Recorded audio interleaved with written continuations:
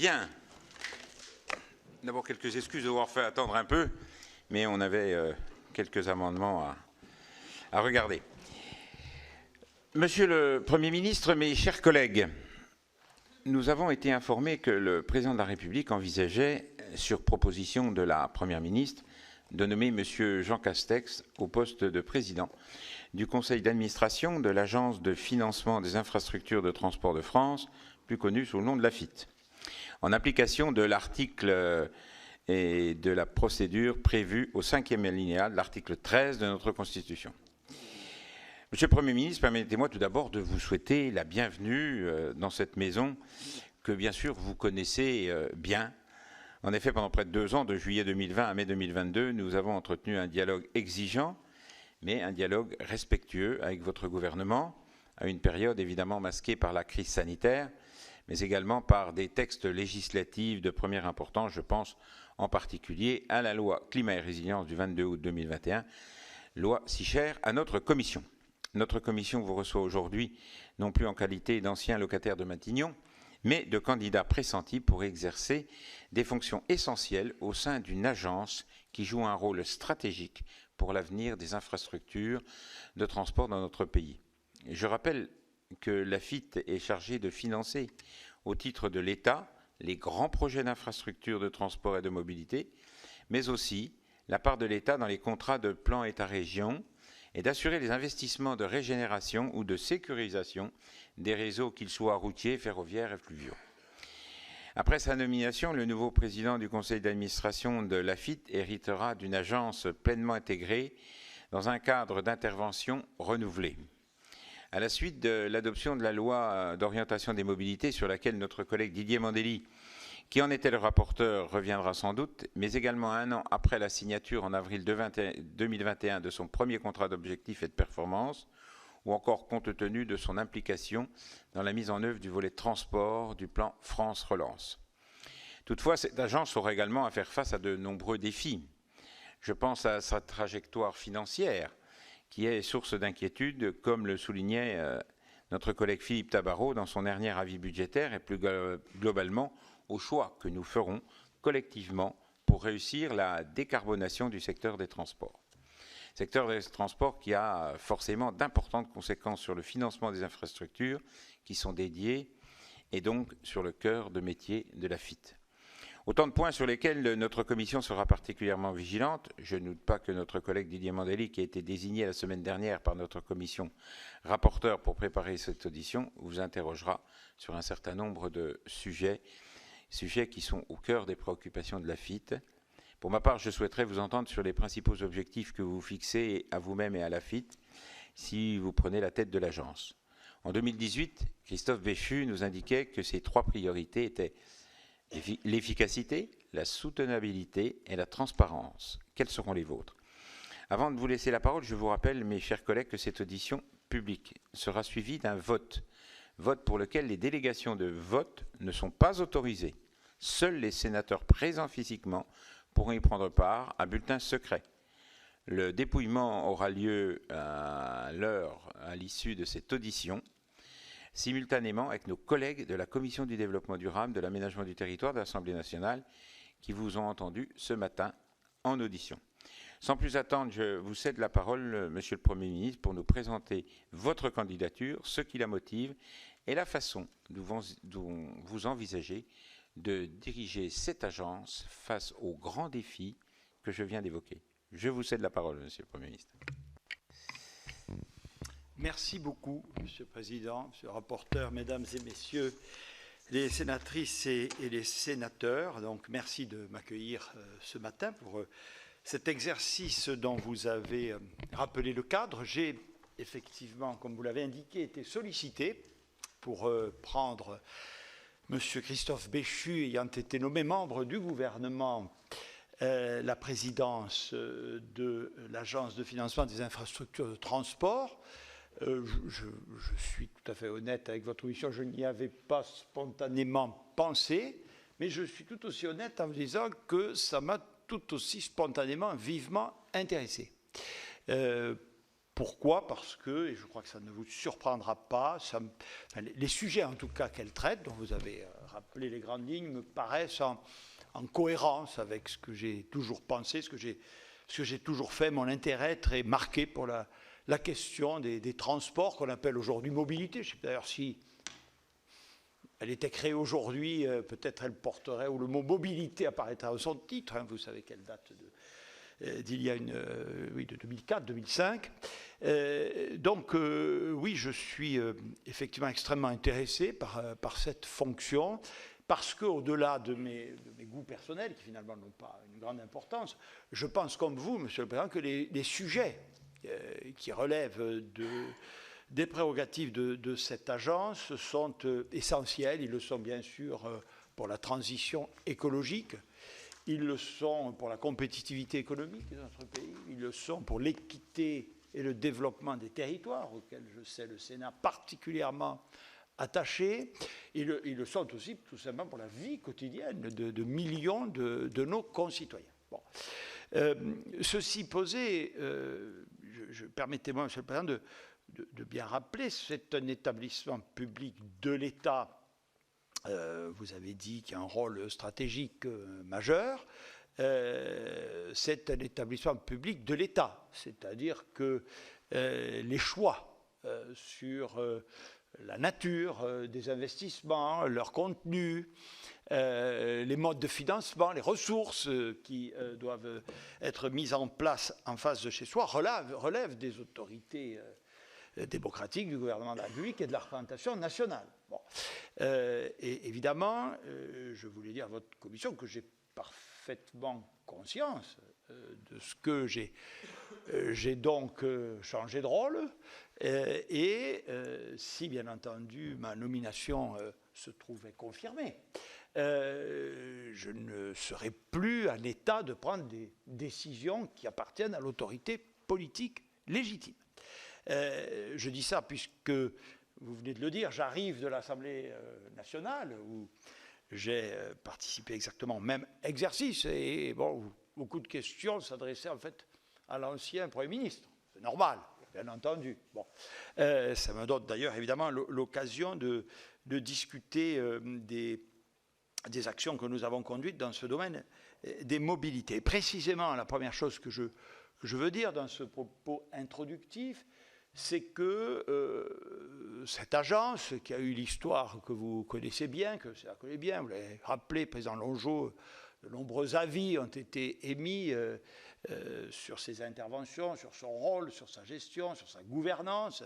Bon, cette agence est montée en maturité. Je veux rendre hommage d'ailleurs, je saisis cette opportunité à Christophe Béchu, qui la présidait depuis quelques années et qui a pu mettre en œuvre les axes prioritaires que vous avez rappelés à l'instant. Et si l'on regarde la période tout à fait récente, ce qui est une bonne nouvelle, j'allais dire, pour les infrastructures de transport autant que pour l'agence, hein, c'est que le niveau de ces engagements, le niveau des dépenses effectives réalisées n'a jamais été aussi élevé dans la, certes pas très longue, histoire de cette agence, mais enfin dans les 15 dernières années. On peut dire que, en tout cas, la première partie de la LOM que vous avez cité, de sa trajectoire financière, dont l'agence n'est pas le seul, mais l'un des bras armés, a été grosso modo respectée.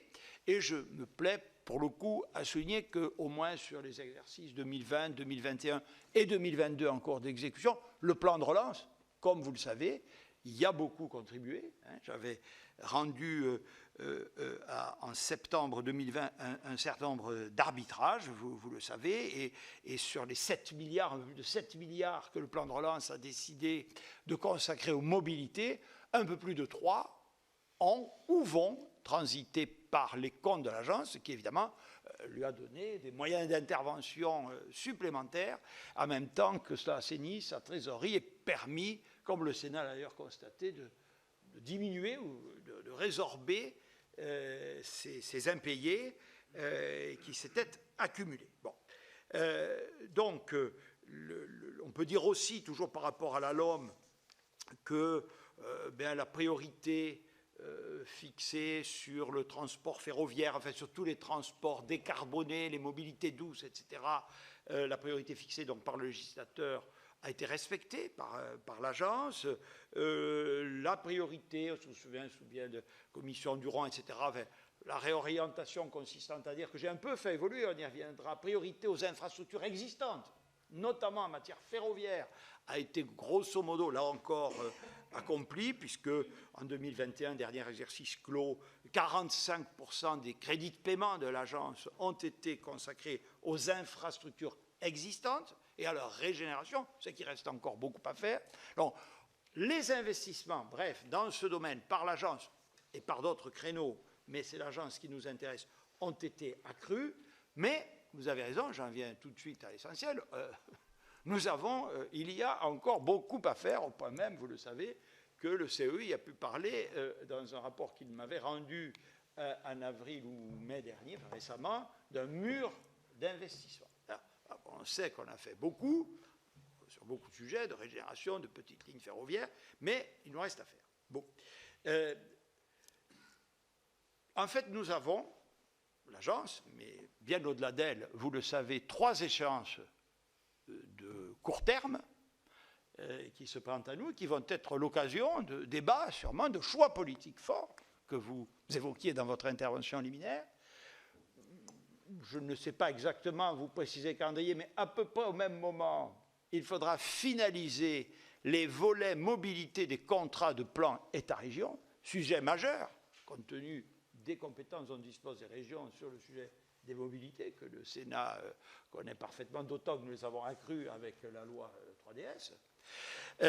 Donc ça, c'est la perspective de la fin de l'année. À peu près à la même échéance, le Conseil d'orientation et d'investissement va rendre un nouveau rapport, ainsi que c'est prévu.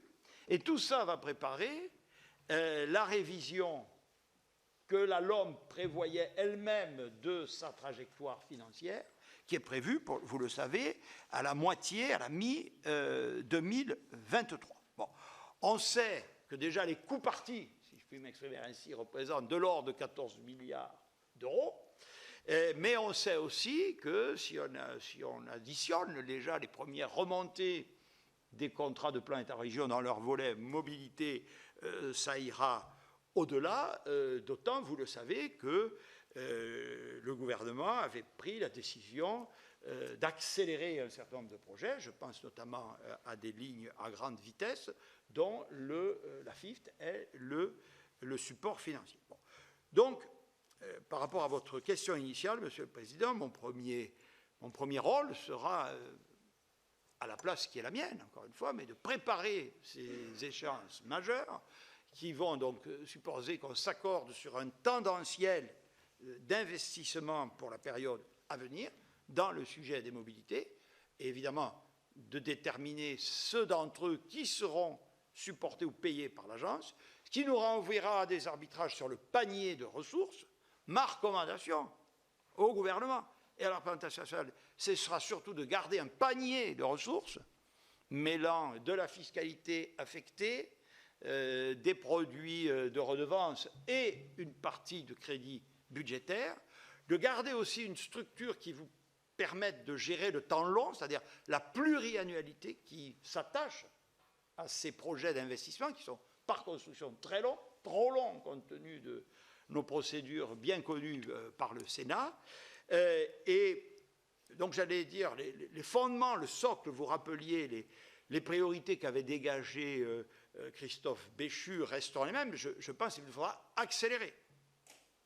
Il faudra accélérer. Ce seront des choix difficiles parce que renvoyant à des questions de soutenabilité des finances publiques. Mais pour l'essentiel, je n'ai pas besoin de vous le rappeler, nous avons affaire à des dépenses d'investissement qui peuvent avoir un retour sur investissement fort, y compris en termes de fonctionnement. Là, sans doute encore, de ce point de vue-là, les projets devront être améliorés. De la même façon, j'ai lu, comme sans doute beaucoup d'entre vous, les rapports de la Cour des comptes sur l'agence. Nous reviendrons peut-être sur le principe même de son existence, mais sur sa gestion, sur sa transparence. Des progrès ont été faits. Il y a eu un COP qui a été signé. Vous y faisiez allusion. Bon, je ne peux pas encore forcément entrer dans les détails. Là, je ne dis pas que je découvre le sujet. Mais enfin, je ne suis évidemment pas président, mais simplement modeste candidat. Mais je vois que là aussi, il y a des marges d'amélioration. Et je pense que la force de cette agence, pour conclure mon propos introductif, la façon dont je vois mon rôle, puisque c'était votre question, d'abord, c'est peut-être à la fois de gérer la pluriannualité et la transversalité. Il y a des parlementaires qui siègent, il y a des représentants des collectivités territoriales. Dans le domaine des mobilités comme dans d'autres, les compétences sont partagées. Il faut vivre ça et en faire une force. Bon. Il faut aussi que le fait qu'il s'agisse d'un établissement public ne fasse en aucune manière obstacle au contrôle et à la transparence vis-à-vis du Parlement et de la représentation nationale. C'est donc un engagement que je prends devant vous. Non qu'il y ait matière à critique en matière, mais enfin, je pense qu'on peut encore s'améliorer, surtout, encore une fois, si nous considérons que les efforts doivent être accrus et les moyens amplifiés. Voilà, donc j'ai une vision extrêmement pragmatique de cette fonction. Il faudra essayer de maintenir les efforts importants qu'on a faits et qui sont encore insuffisants. Il faudra donc stabiliser un panier de ressources pour nous permettre d'atteindre nos objectifs et veiller, comme toujours, au meilleur possible emploi de ces deniers publics.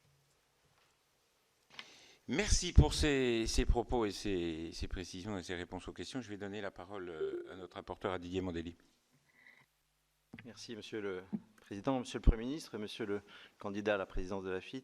Je dois vous avouer en préambule que lorsque Christophe Béchu était nommé au gouvernement, nous nous sommes posé la question à quelques-uns, avec Philippe notamment, de la personnalité ou la personne qui pourrait lui succéder à la présidence de la FIT. Interlocuteur évidemment important pour le Sénat et sur ces questions de mobilité. Et je dois vous avouer que ce n'est pas votre nom qui est arrivé, évidemment, en tête de nos suppositions, même si, et je pense que vous avez pu traduire votre intérêt, votre appétence pour le sujet. Il faut mettre à votre crédit un certain nombre de réalisations en tant que Premier ministre, à la fois une ligne si chère au cœur de François et au vôtre du Perpignan-Paris-Rungis. Et puis vous avez, et c'est là, vous avez gagné le cœur de tous ceux qui s'intéressent aux mobilités, vous avez passé une nuit dans le train Paris-Nice, dans le train couchette. Donc c'est un... Ouais. Mais en tout cas, celui-là a été médiatisé. Donc ça vous donne du crédit pour cette présidence. Voilà, plus sérieusement. La FIT est en quelque sorte, c'est un mot que vous avez utilisé également, le bras armé de l'État en matière de financement des infrastructures de transport, de mobilité au sens large. La LOM a permis de lui donner une visibilité en termes de trajectoire sur ses dépenses sur la période 2019-2027. J'avais utilisé d'ailleurs en tant que rapporteur de la LOM le mot sanctuariser les recettes de la FIT. Et même si nous avons constaté évidemment au fil du temps que cette trajectoire était théorique, qu'il fallait l'ajuster en permanence, puisque de nouvelles missions ont été attribuées à la FIT. Je pense bien sûr au chantier Lyon-Turin, l'infrastructure du canal Seine-Nord, qui nous avait valu la convocation d'une réunion en urgence, 24 heures, pour permettre la signature le lendemain par le président de la République sur site avec les élus locaux. Vous avez évoqué le plan de relance également, les mobilités douces, donc des missions nouvelles. Et j'évoquerai dans mon dernier paragraphe également une nouvelle mission confiée à la FIT. Je l'ai constaté, bien sûr, en tant que membre du conseil d'administration de cette agence jusqu'en 2021, date à laquelle j'ai été remplacé avantageusement par mon excellent collègue Philippe Tabarot, ici présent. Donc moi, je souhaite vous interroger de manière assez prospective sur votre vision du rôle de l'agence. Le président l'a évoqué également. Le président de cette agence est également membre de droit du Conseil d'orientation des infrastructures, qui a été, là encore, pérennisé et créé officiellement dans le cadre de la LOM. La FIT a-t-elle vocation, selon vous, en quelque sorte, à sortir de son rôle d'exécutant, à être davantage intégré dans les décisions en matière d'infrastructure de transport, évidemment avec le ministère de tutelle. Comment voyez-vous l'articulation entre ces deux entités, un conseil d'orientation, la structure qui exécute, en lien avec le ministère évidemment. Ensuite, je souhaiterais vous entendre sur la manière dont vous appréhendez, en tant que évidemment potentiel futur président du conseil d'administration, d'appliquer certaines des décisions qui ont parfois été prises lorsque vous étiez Premier ministre. Là encore, certains arbitrages ont pu créer la surprise, voire susciter l'incompréhension. Je pense notamment à la priorité claire, vous l'avez évoqué également, qui a d'abord été donnée au transport du quotidien, avant l'annonce de la création de nouvelles lignes de TGV par le président de la République lui-même. Début de mandat, c'était plus de TGV, etc. Donc ma troisième question concerne les recettes de l'AFITF. C'était évoqué également à plusieurs reprises, vous en avez fait état. J'imagine que plusieurs de mes collègues vont poser des questions sur ce sujet. La plupart des recettes de l'agence sont prélevées sur le transport routier, redevances, etc. et bénéficient non seulement à la route, bien sûr, mais également à tous les autres modes de transport. Je pense évidemment au ferroviaire, mais surtout au fluvial qui a vu ses moyens largement multipliés depuis quelques années. Plusieurs de ces recettes sont versées par le secteur autoroutier. Aussi, du point de vue de l'AFITF, comment envisagez-vous la perspective de l'arrivée à échéance des contrats de concession qui priverait de fait mécaniquement l'AFITF d'une grande part de ses ressources? Et enfin, ma dernière question porte sur une nouveauté pour l'agence, sur la politique de gestion d'adaptation du trait de côte dans les territoires littoraux, pour laquelle l'agence participe au financement d'études locales et à la mise en œuvre de solutions à hauteur de 5 millions d'euros de crédits de paiement dans le PLF 2022. C'était une nouveauté. Il s'agit aujourd'hui du seul levier permettant à l'État de cofinancer avec des taux variant de 30 à 80% des opérations de lutte contre l'érosion côtière, alors que la loi Climat et Résilience a créé de nouvelles obligations applicables aux collectivités. La mise en œuvre de stratégies locales d'adaptation impose un cofinancement des mesures de protection et d'adaptation bien plus élevé. Je ne vais pas refaire l'état du fonds Barnier et de ses affectations. Le cofinancement de la cartographie, c'est une petite partie de ce qui conviendrait de prendre en charge. Quel regard portez-vous sur cette problématique qui touche des milliers de collectivités locales et donc de nos concitoyens, qu'ils soient habitants, chefs d'entreprise, etc. Et je pense notamment aux questions de délocalisation de certaines activités. Êtes-vous prêt à demander, dans le cadre des arbitrages budgétaires, une augmentation des crédits de l'AFITF sur ce point et de fait étendre ses missions et ses besoins, bien sûr, en personnel pour traiter ces questions spécifiques? Voilà, monsieur le candidat, les quelques questions que je souhaitais vous poser en tant que rapporteur, mais je laisse tout de suite la parole.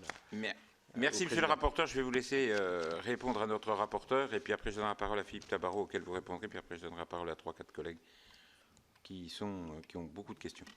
Je vous en prie. Merci, monsieur le président. Comment je vois l'articulation avec une question un peu de gouvernance institutionnelle? Je vais être très franc avec vous. Comme je vois pas trop. Enfin, vous voyez, je n'ai jamais siégé au COI. Je vais voir. Bon,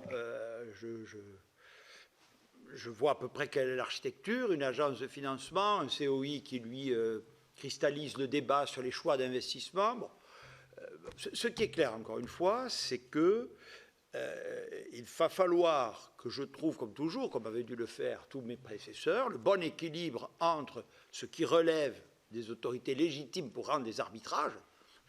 Sur votre dernière question, je vous dis, ben oui, bien sûr, je souhaite qu'on améliore ou qu'on accroisse ces crédits sur le trait de côte, mais enfin, chacun d'entre vous va me dire, mais est-ce que vous ne croyez pas qu'il faut mettre plus de crédits sur la RN temps, sur la petite ligne ferroviaire temps, etc.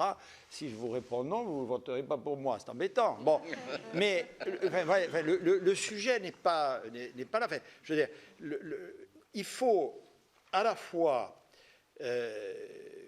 que je veille scrupuleusement au respect des décisions qui doivent être prises par les autorités légitimes et en même temps que je trouve ma place pour peser. Parce que si j'ai accepté d'être candidat et si le candidat, par hasard, devenait président, ben je compte jouer, monsieur le rapporteur, mon rôle à part entière, y compris au sein du COI, y compris, si c'était le sous-jacent de votre question, concourir à une réflexion sur l'éventuelle efficience de cet ensemble.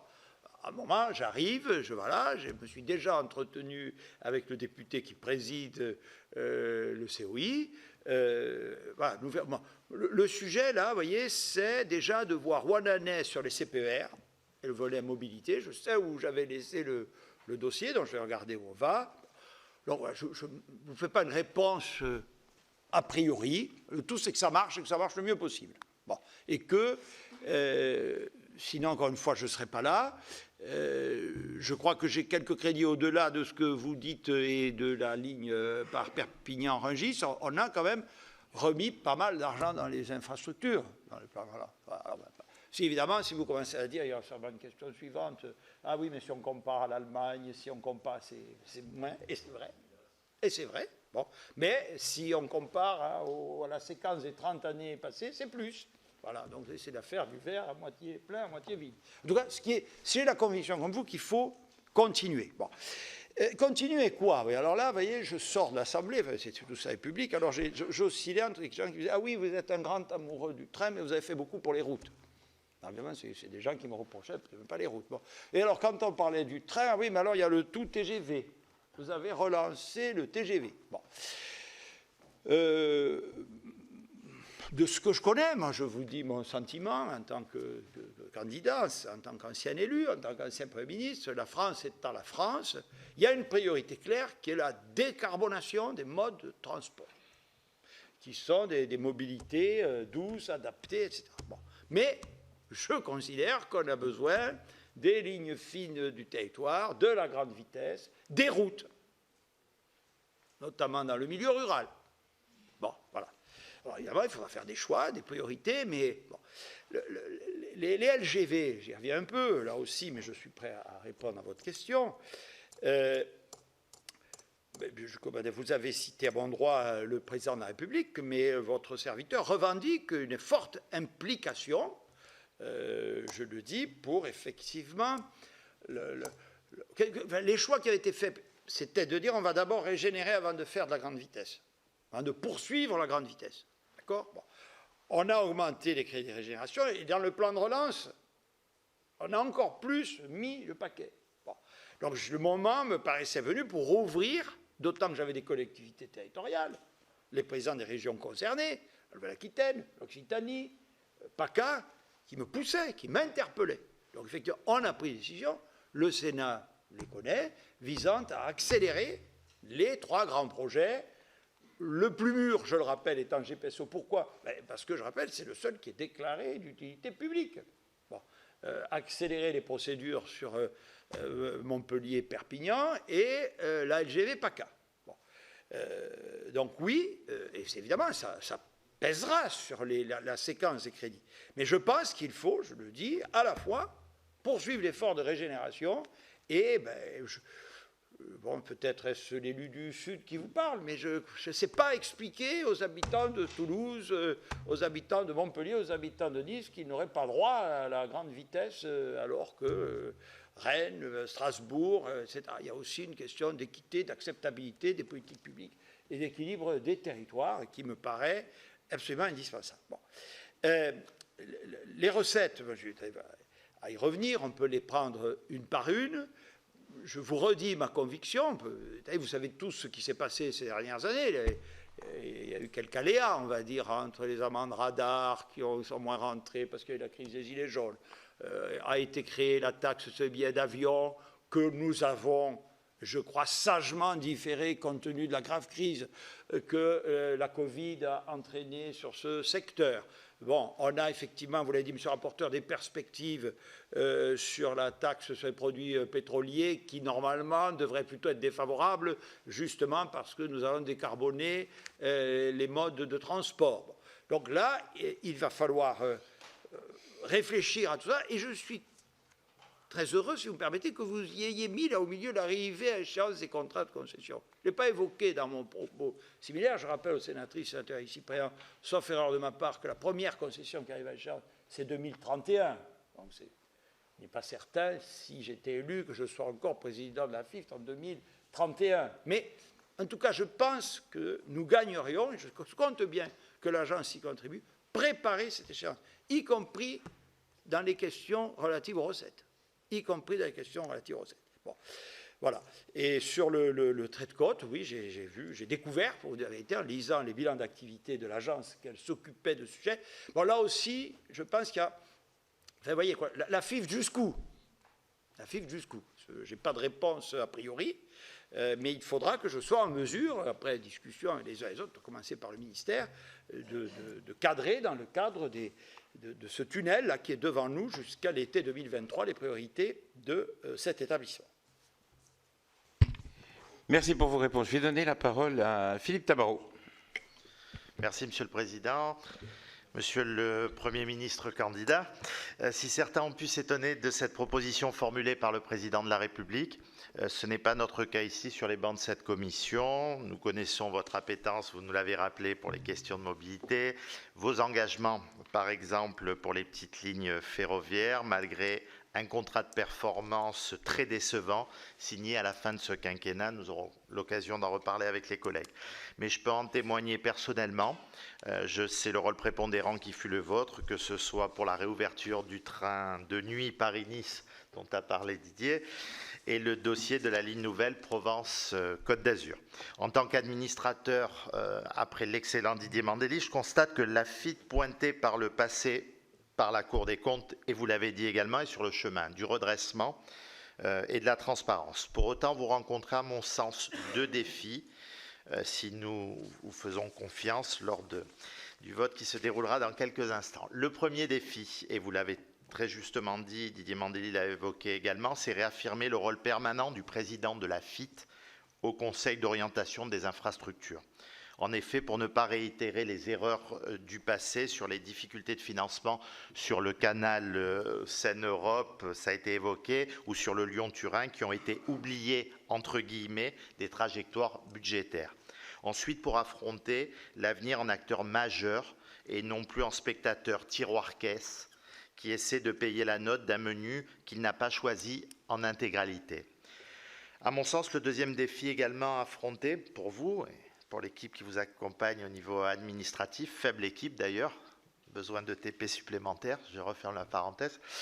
La FIT est une agence avec des dépenses certaines et des recettes incertaines, comme le disait votre prédécesseur très souvent. Il faut avouer elle a été particulièrement malchanceuse vis-à-vis des recettes qui lui ont été attribuées, vous venez de le dire, la privatisation des autoroutes alors que leurs bénéfices devaient financer à l'époque l'agence, tout au début, l'abandon de l'écotaxe qui était censé également lui bénéficier. Je ne reviens pas sur le fond de l'abandon de l'écotaxe, chers collègues bretons, hein, c'est simplement une constatation.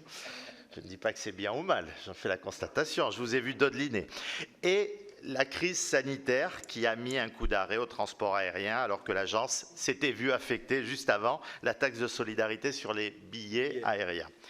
Et pourtant, la question des recettes est la mère de toutes les batailles. Et la soutenabilité financière de l'agence, vous l'avez évoqué, dont je le souhaite, vous allez prendre la présidence, nous inquiète.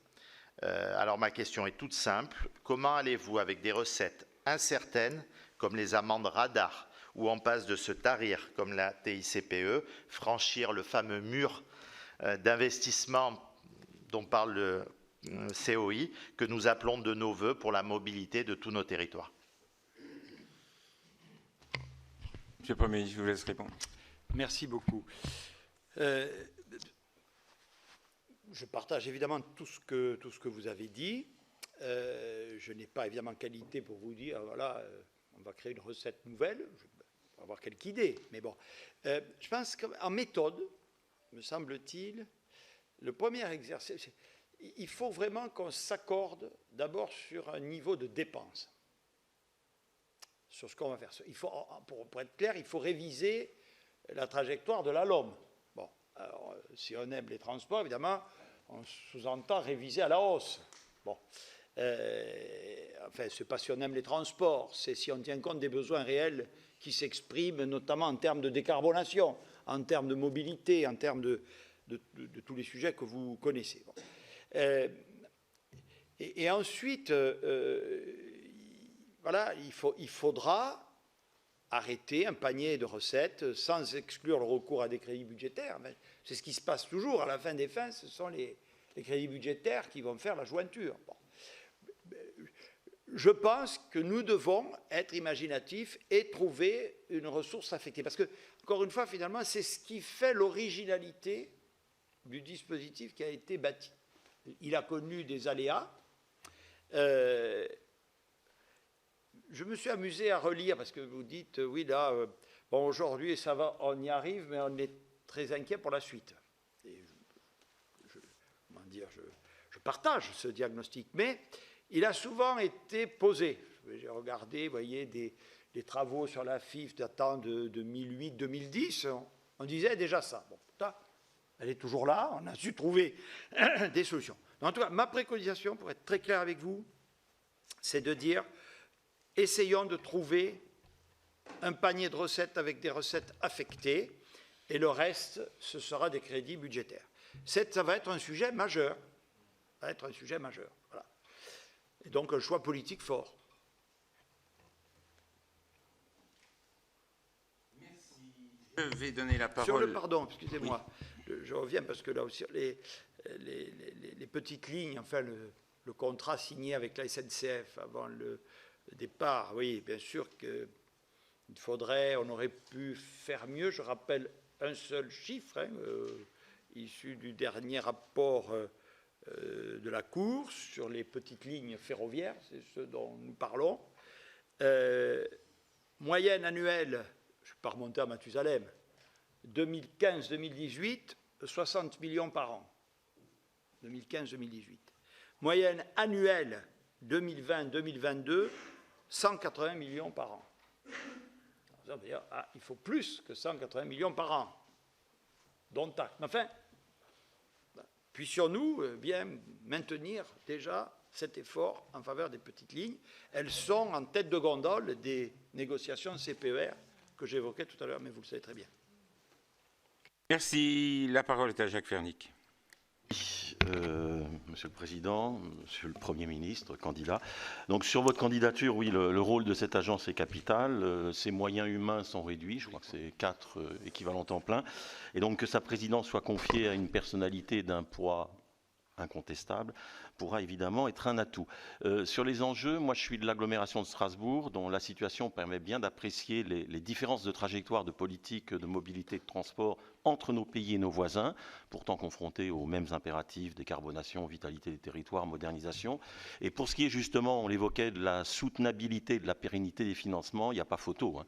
Vraiment, nos voisins suisses et allemands travaillent sur vraiment du pluriannuel sécurisé, avec des recettes consistantes, notamment, on l'évoquait, la contribution du transport camionné. Donc j'abonde, on nous a mis un petit peu l'eau à la bouche avec l'idée d'une nouvelle recette ressources affectées, mais donc comment, selon vous, mieux faire converger dans une même durabilité, recettes et dépenses, et justement, pour des investissements de développement durable, de décarbonation, la comparaison aussi avec nos voisins met en valeur nos retards.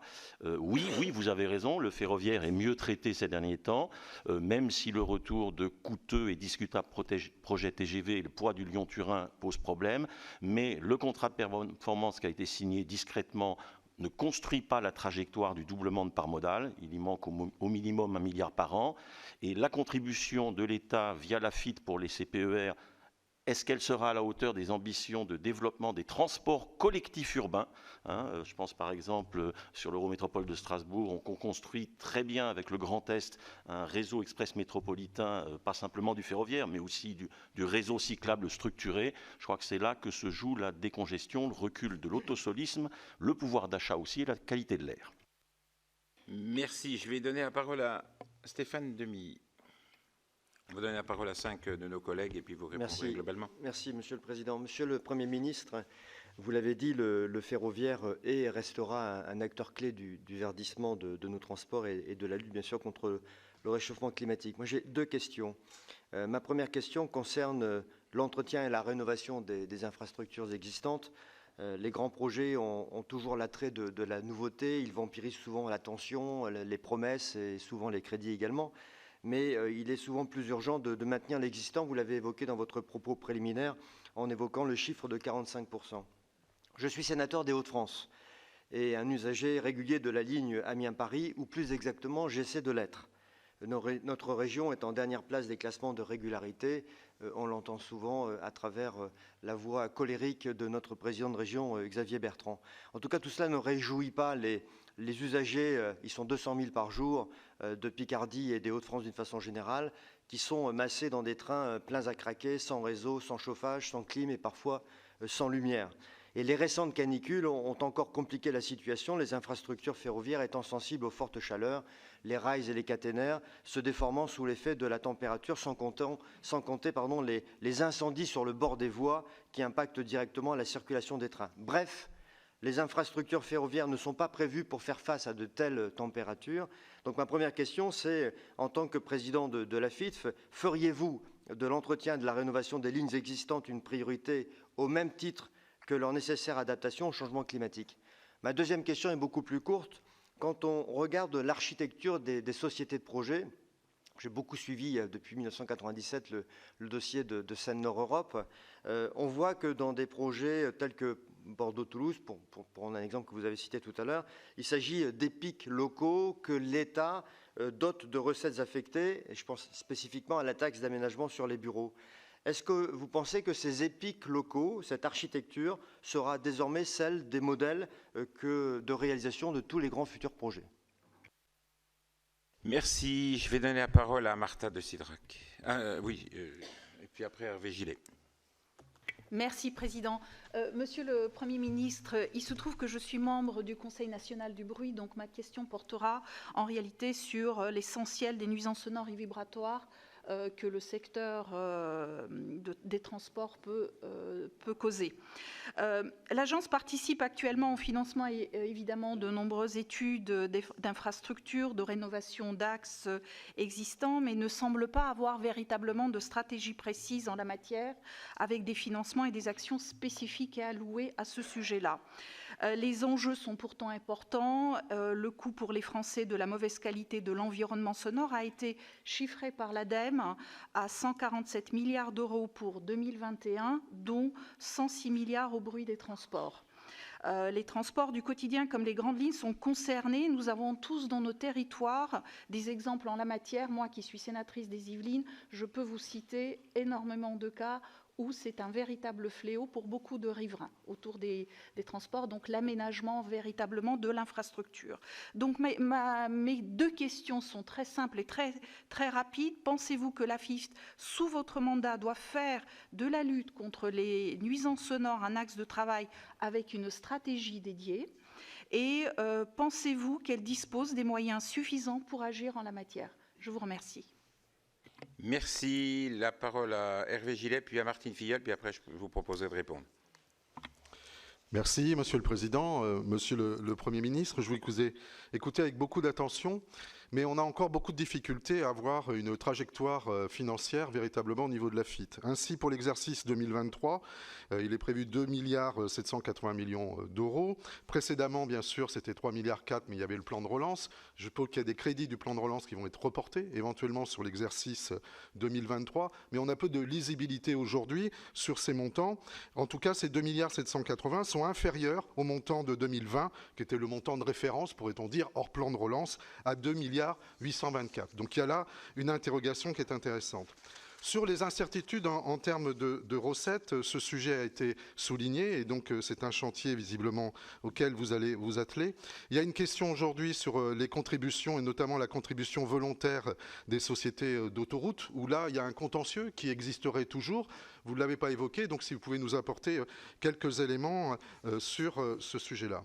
Enfin, sur la question justement de la LOM, des petites lignes et des lignes d'équilibre au regard des lignes grande vitesse ou du TGV, ce qui est deux choses différentes. Les lignes d'une part et le TGV d'autre part. En tout état de cause, même si vous portez ce projet avec la région Occitanie, ce qui sera mis là ne sera pas mis ailleurs, de toute façon.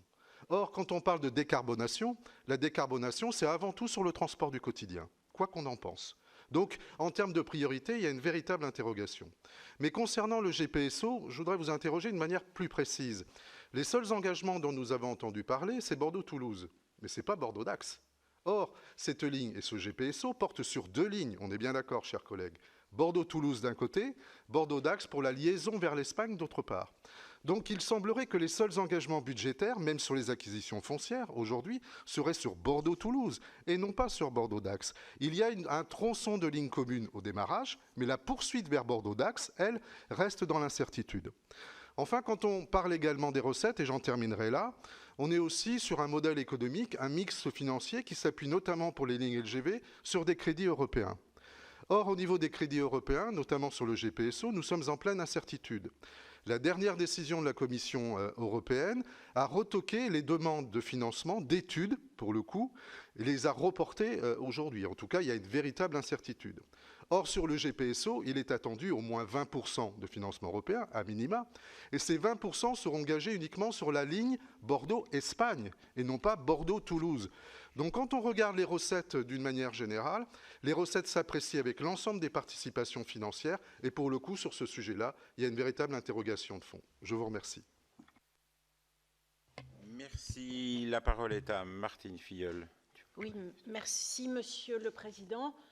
Monsieur le Premier ministre, pardon, je souhaitais vous poser 2 questions qui concernent les effets du réchauffement climatique. En effet, d'année en année, les épisodes de canicule se multiplient avec pour incidence d'entraîner de nombreuses perturbations sur les réseaux de transport. Quand bien même le gouvernement se décidait enfin à adopter des mesures ambitieuses pour lutter activement contre le réchauffement climatique et à réellement endiguer son amplification, les scientifiques nous alertent déjà sur les conséquences irrémédiables des activités humaines sur l'environnement et le climat. Dès lors, il semble nécessaire de tenir compte de ces bouleversements dans les investissements réalisés sur le réseau de transport français. Par exemple, prendre en considération le réchauffement climatique lors de l'aménagement du réseau ferroviaire nous permettrait à la fois de limiter les perturbations qui nuisent au quotidien des Français, mais également de diminuer les dépenses réalisées pour sa maintenance. Cela passe entre autres et pour exemple par le choix de matériaux qui isolent les composants électroniques sensibles à la chaleur, par l'adaptation de la pose de rails pour anticiper les dilatations de l'acier ou encore par l'entretien de la végétation pour limiter les risques d'incendie intenses. J'ai pris ici l'exemple du réseau ferroviaire, mais je pourrais bien décliner cette démonstration pour les infrastructures routières, les voies navigables et autres. Aussi, ma question, Monsieur le Premier ministre, est la suivante. Quelle stratégie avez-vous imaginé de mettre en œuvre afin d'inclure la prise en compte du réchauffement climatique dans les investissements de cette agence pour les différents réseaux de transport français? Merci. Ma deuxième question concerne le report modal et le canal Seine-Nord. En effet, la question du report modal s'impose à nous compte tenu du réchauffement climatique. Et cependant, on voit bien que les choses ne se font pas naturellement et loin de là. Si je prends pour exemple la construction du canal Seine-Nord qui vise à désengorger l'Ain d'une partie non négligeable de son important trafic de poids lourds, permettant de rejeter ainsi moins de gaz à effet de serre, permettant de lutter contre les inondations dans l'Oise et de diminuer le risque d'inondation, mais également d'avoir un axe permettant aux ports de Dunkerque et du Havre de gagner en attractivité afin de concurrencer ceux de Rotterdam et Anvers. 4 plateformes multimodales figuraient dans le projet d'origine avec la création donc, de ports intérieurs à Péronne, Noyon, Compiègne et Cambrai. Au final, seulement 2 vont pouvoir bénéficier de dessertes ferroviaires et routières, les autres devant se contenter d'une simple desserte routière, pour des raisons financières. Aussi, ma question est la suivante, Monsieur le Premier ministre. Quelle stratégie à l'échelle globale avez-vous prévu de mettre en œuvre, enfin, afin d'inclure la prise en compte des reports modaux dans les investissements de votre agence pour les différents réseaux français de transport? Merci. Je vais vous proposer de répondre à cette première série de 5 questions et puis je redonne la parole pour une deuxième série de 5 questions. Merci beaucoup, Monsieur le Président. Je vais reprendre dans l'ordre, si vous voulez bien. La première question qui m'a été posée me me conduit à évoquer deux sujets avec vous. Il y avait plusieurs questions dans votre intervention, mais la première, parce que je ne l'ai pas fait jusque-là, c'est celle des moyens humains de l'agence, dont je salue d'ailleurs la secrétaire générale qui est présente derrière moi, qui sont effectivement, c'est un constat partagé, vous l'avez d'ailleurs évoqué, comment dire,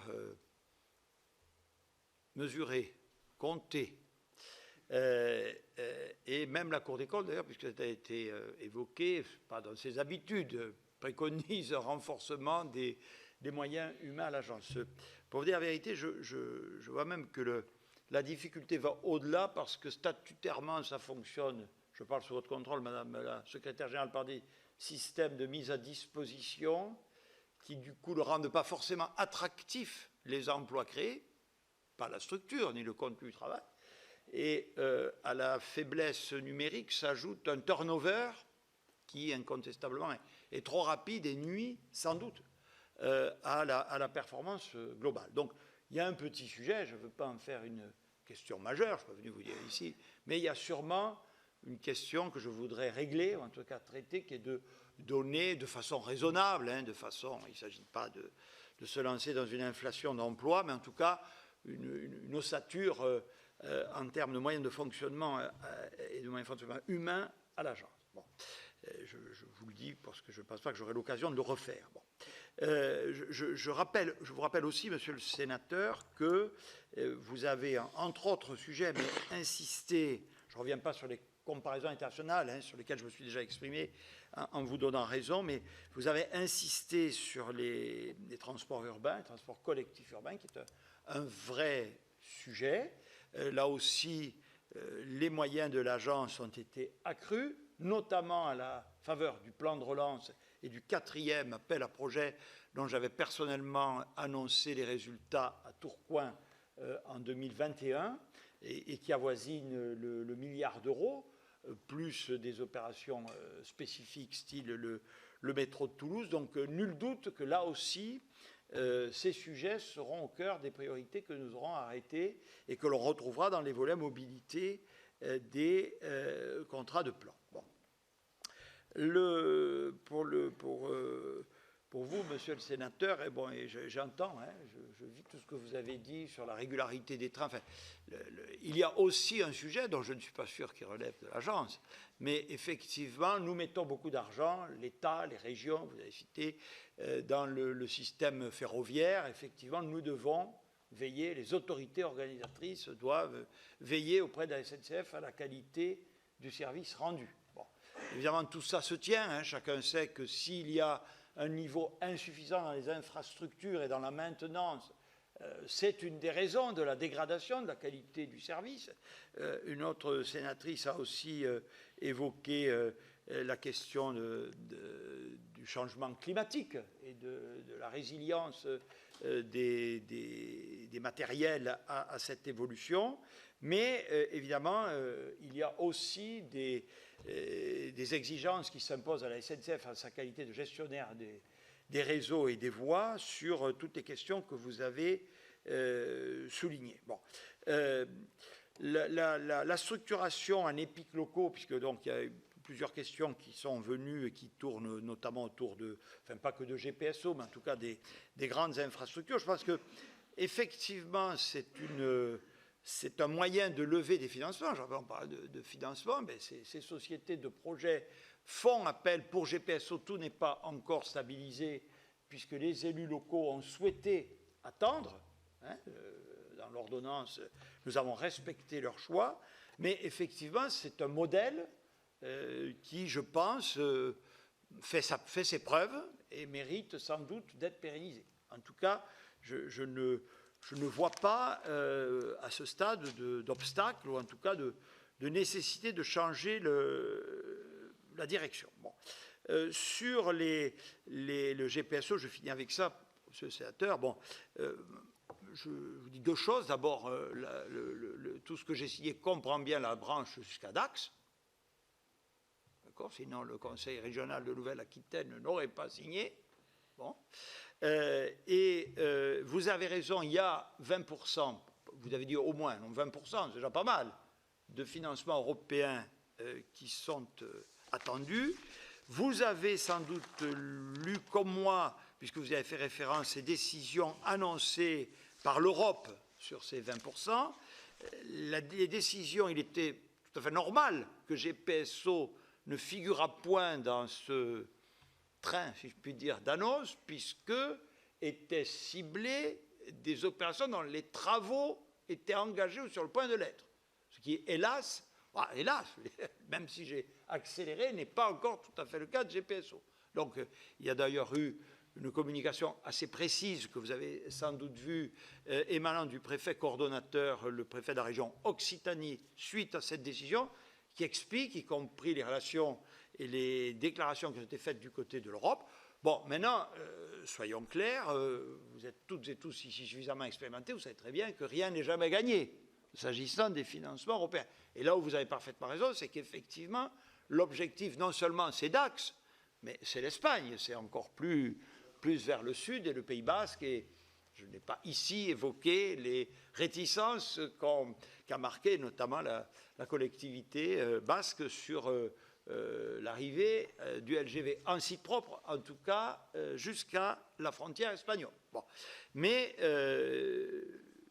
oui, tout ça fait. On va dire, sur tout sujet qu'on va prendre, sur tout sujet, il y a des incertitudes, il y a, etc. Bon, personne ne peut le masquer, vous avez tous, y compris dans vos vies d'élus, mené des projets, il y a toujours des aléas et des incertitudes, mais, encore une fois, je ne regrette pas les avancées, je vous le dis, voilà, parce que, il y a Bordeaux est bien desservi désormais, et ça a mobilisé des financements de collectivités plus au sud, donc il est normal de poursuivre vers Toulouse et vers la frontière espagnole, me semble-t-il. Vous avez, monsieur le sénateur, aussi, c'est vous qui avez évoqué les contentieux autoroutiers. Bon, c'est un vrai sujet. Ça nous renvoie à la question des recettes évoquée par le rapporteur. Vous connaissez tous l'histoire de la loi de finances pour 2020 qui a repris l'indexation, alors que les sociétés d'autoroutes considèrent que l'accord qu'elles avaient trouvé, je crois, du temps où Mme Royal disait qu'elle conditionnait leur contribution volontaire, entre guillemets, à une stabilité de ce prélèvement. Bon, donc il est né en contentieux. La seule chose que je peux vous dire, nous avons essayé de réunir les instances de conciliation. Hein, il y a, je ne sais plus exactement, une forme d'arbitrage qui se sont réunis en 2021, mais de fait sans aboutir à un accord, ce qui est regrettable, évidemment. Bon, du coup, l'agence a émis les titres de recettes, ce que les sociétés d'autoroutes ont contesté. C'est devant les tribunaux, et il y aura au moins, si j'ai bien compris, une première décision qui devrait être rendue à la fin de l'été, mais je ne suis pas sûr qu'elle vous satisfasse, qu'elle réponde au fond à votre question, puisque si j'ai bien compris, c'est un déclinatoire de compétences, c'est-à-dire on en est encore à savoir si c'est la juridiction de l'ordre judiciaire ou la juridiction de l'ordre administratif qui est compétente pour connaître de ce contentieux. Mon intention, monsieur le sénateur, pour aller au bout, c'est d'essayer d'apporter ma contribution à ce que les discussions puissent reprendre avec les sociétés d'autoroutes. Je crois qu'il faut laisser, pour préserver les intérêts de l'État, le contentieux se poursuivre. Bon. Mais évidemment, il est de l'intérêt de l'agence dont j'aurai à défendre les intérêts si je suis désigné président, voilà, que cette affaire se solde. Je crois quand même que cette contribution, c'est un jeu de 60 millions par an. Bon, on est loin des montants que vous avez cités, mais enfin, dans le panier de recettes que j'évoquais, elle n'est pas tout à fait neutre et elle renvoie au principe que plusieurs sénateurs ont évoqué. Je veux dire, c'est l'illustration un peu du financement de la route vers les mobilités durables et les transports décarbonés. Donc, au-delà même des montants, je crois qu'il y a une valeur symbolique forte qui s'attache à la résolution de cette question. Bon. Et oui, Madame la sénatrice, sans doute faudra-t-il, je ne sais pas si ça existe, je ne le crois pas, que l'agence élabore une stratégie pour la prise en compte du changement climatique. En premier lieu, je pense que ça passe aussi par les choix technologiques sur les nouveaux projets. Hein. qui sont évidemment très importants. Et on revient aussi aux questions de régénération. Et on le retrouvera aussi, enfin, c'est une des dimensions du COP de SNCF Réseau, qui a un axe spécifique sur la prise en compte du changement climatique. Et pour être tout à fait honnête avec vous, là, ce que vous avez décrit là, sur le passage de 4 à 2 là, du canal Seine-Nord-Europe, là je ne suis pas au courant, donc je ne voudrais pas vous dire de bêtises, donc je ne peux pas, je vais creuser la question, je m'y engage devant vous, mais je ne peux pas y répondre en l'état, Madame la sénatrice.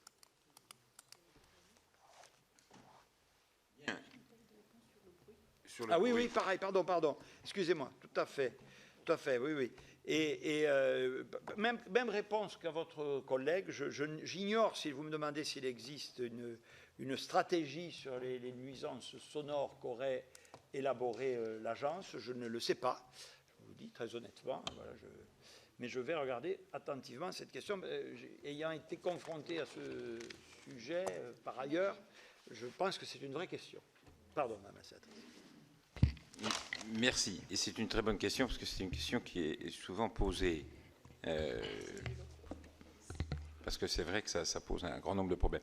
Bon, comme il est 12h51, ce que je vais faire, il reste encore 10 ou 11 demandes de parole. Je vais vous donner tous la parole. Si vous pouvez poser vos questions mais d'une façon assez rapide, ce serait bien. Ou moi, ça ne me dérange pas, hein, mais qu'on ne soit pas là encore à 15h, parce qu'on a des questions d'actualité. Je vais donner la parole à Rémi Pointreau. Oui, merci Monsieur le Président. Pour répondre à ma voisine, le bien ne fait pas de bruit et le bruit ne fait pas de bien. C'est vrai que les questions s'épuisent un peu avec évidemment le nombre de questions qui ont été posées. Moi, je voulais simplement revenir sur le rapport, Monsieur le Premier ministre, sur le dernier rapport du COI. Qui a rappelé que sur la période 2018-2022, le total des engagements s'élevait à 15 milliards d'euros par an, en additionnant l'effort de l'État, de l'AFIP, des collectivités territoriales, de la Société du Grand Paris et de SNCF Réseau. Et ce rapport estime, selon ses attentes, en termes d'investissement pour les deux périodes 2023-2028 et 2028-2032 à plus de 22 milliards d'euros par an. Et donc, il faudrait trouver 7 milliards d'euros supplémentaires par an,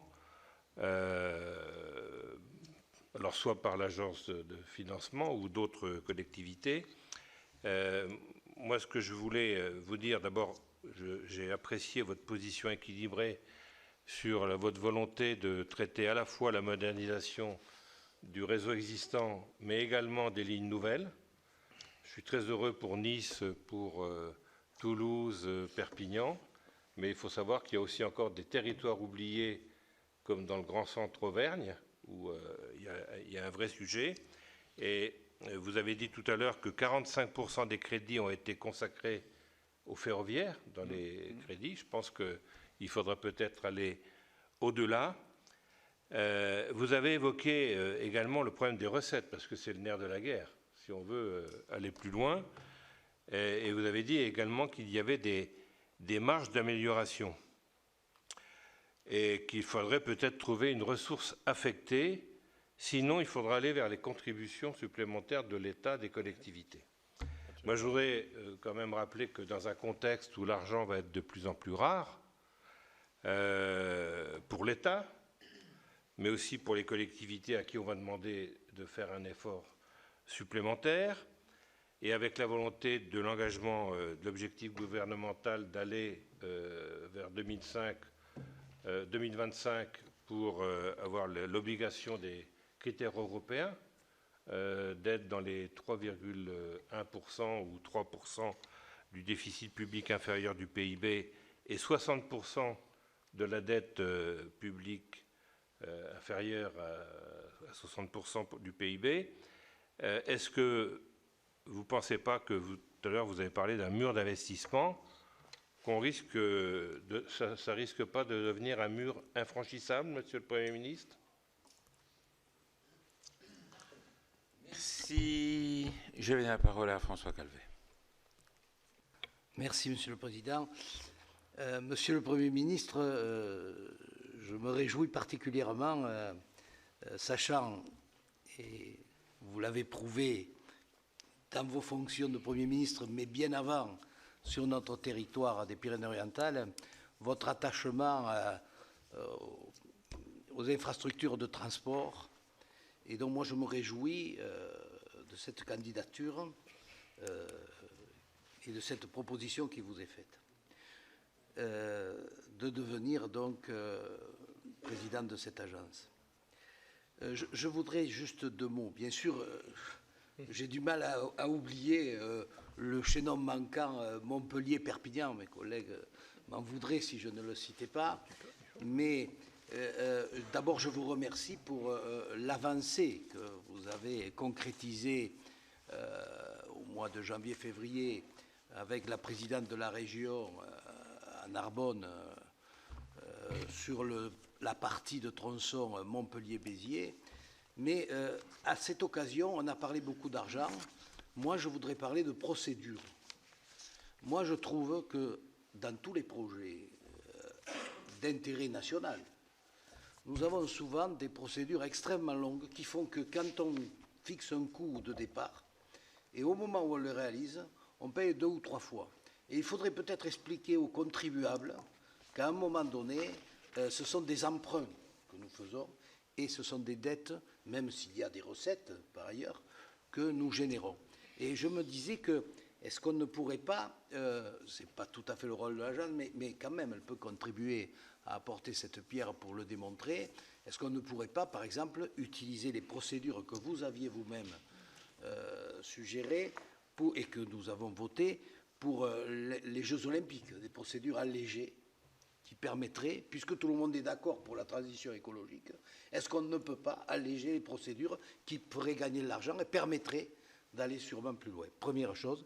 Deuxième chose, sur la nationale 116, qui est un exemple important pour nous. Bon, là aussi, vous avez généré plus de 72 millions de travaux, donc c'est très important le programme qui va être fait. Et ce passage des routes nationales aux régions et aux départements, qui est suggéré dans la loi 3DS que vous avez portée, moi je voudrais que ça s'accélère parce que c'est le seul moyen. Ce sont des routes, franchement, moi je suis parlementaire depuis 1993, je vois que ça n'avance, l'État ne s'intéresse pas particulièrement aux 9000 km en gros de routes nationales. Il faut bien dire la vérité. Et donc, est-ce qu'on ne peut pas faire des routes d'intérêt régional, faire des choses qui permettent enfin de faire avancer ce que vous avez fait comme expérience en Occitanie pourrait peut-être faire l'objet d'un élargissement important, car sans ça, notre milieu rural, notre milieu de montagne ne verra jamais le véritable désenclavement. Merci, Monsieur le Président. Merci. La parole est à Bruno Belin. Merci, Monsieur le Président, Monsieur le Premier ministre. D'abord, à titre personnel, ravi de vous retrouver. Merci pour vos propos sur les routes. Ça fait la jonction avec ce que l'ami François vient de dire. Surtout, vous avez cité les routes, notamment, je cite, en milieu rural. Et donc, puisque je me permets une petite page locale, n'oublions pas la 147, la 149, la Poitiers-Limoges, dont il y a longtemps que nous en parlons ensemble. Pour ma part, je souhaiterais vous interroger sur la sécurité des ponts et des ouvrages d'art. Vous le savez, notre commission s'intéresse de longue date à ce sujet, notamment suite au drame de Gênes, avec 2 rapports publiés en 2019 et l'autre le mois dernier. Je vous rappelle, Monsieur le Premier ministre, que nous ne savons toujours pas combien il y a de ponts et d'ouvrages d'art en France, 210 000 à 250 000, vous voyez que le gap est grand. La situation nous inquiète au plus haut point car la dégradation de l'état de nos ponts se poursuit.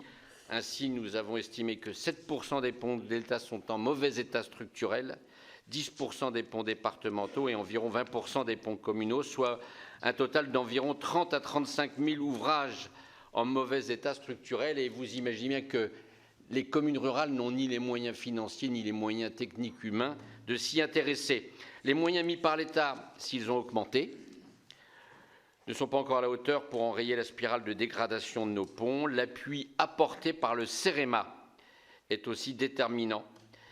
Et je souhaite qu'il puisse effectivement apparaître comme sans doute assistant à maîtrise d'ouvrage, mais on s'inquiète des moyens qui seront proposés aux collectivités.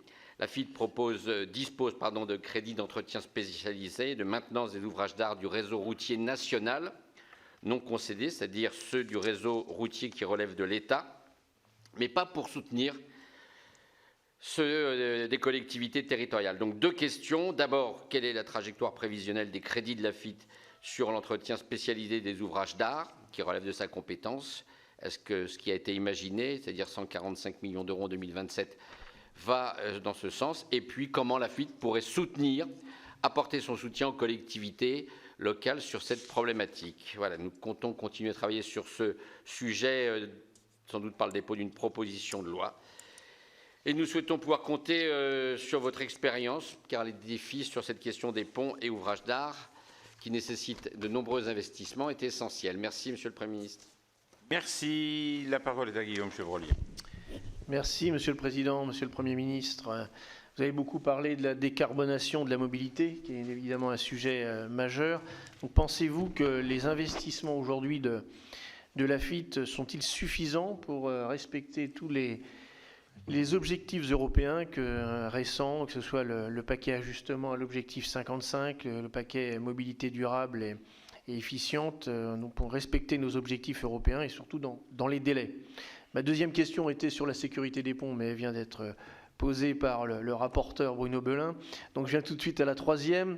Vous l'avez évoqué sur la fin des concessions autoroutières, la première en 2031 et une autre en 2036. Vous savez qu'il y a un rapport sénatorial qui a pointé un niveau élevé de rentabilité hors norme, ça a été rappelé par ce rapport. Donc vous l'avez évoqué, mais même si c'est lointain, mais qu'est-ce que vous attendez de ces négociations pour les financements de la FIT et vous, à titre personnel, pensez-vous que les versements des sociétés concessionnaires à la FIT doivent-ils être augmentés pour permettre justement d'alimenter le panier dont vous avez également parlé? Merci. Merci. Je donne la parole à Joël Bigot. Merci, Monsieur le Président, Monsieur le Premier ministre, Monsieur le candidat.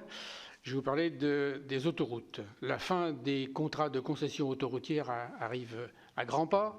Il n'y a toujours pas eu de véritable préparation, comme l'a démontré la commission d'enquête sénatoriale 2020, préparation pour l'après. Or, il nous faut absolument l'anticiper. C'est l'objectif de la proposition de résolution qui avait été déposée par mon collègue Olivier Jacquin et le groupe socialiste en février dernier, qui proposait de créer un établissement public qui aurait vocation à gérer l'ensemble du réseau routier non concédé, puis les autoroutes à la fin des contrats de concession.